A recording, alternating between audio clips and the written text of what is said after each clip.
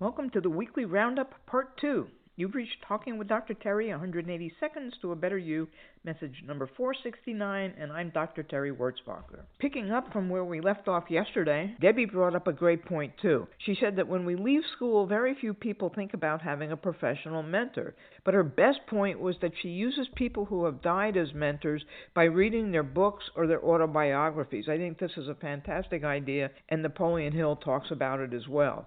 On the overthinking the best case scenario, Karen reminded me of the thoughtometer and how all these techniques are ways to get the needle moving from the negative to the positive. Frank said that people were nervous about imagining good outcomes, and like others, he said that some people naturally just go to the negative. He wondered what the dividing line is with people who catastrophize on most thoughts. First, I think that people catastrophize because that's what they've learned.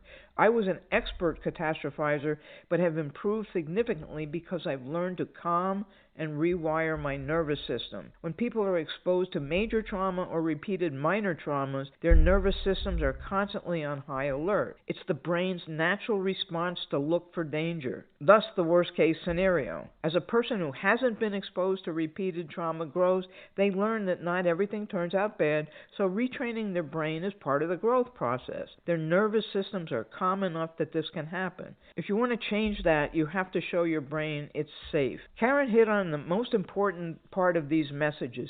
None of them are that hard. I'm not that smart that I can figure out hard things.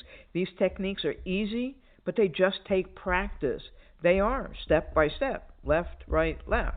Frank loves the William James quote because attitude is within his control. It's a decision you can make over and over again. There's no blaming anyone or anything. Look at it this way. What you're responding to has already happened. It is. You can't change that. How you respond, though, is not fixed. In fact, you can start by responding negatively and then switch to a more positive response, and in a little while, you can make it even more positive response. It's always within your control, and you can make that decision over and over again. Regarding things that have happened in the past, Karen feels we should look at all those things to see what good might have come from the situation and what we learned. I look at it like a cake with frosting. The immediate responses are emotions, the frosting.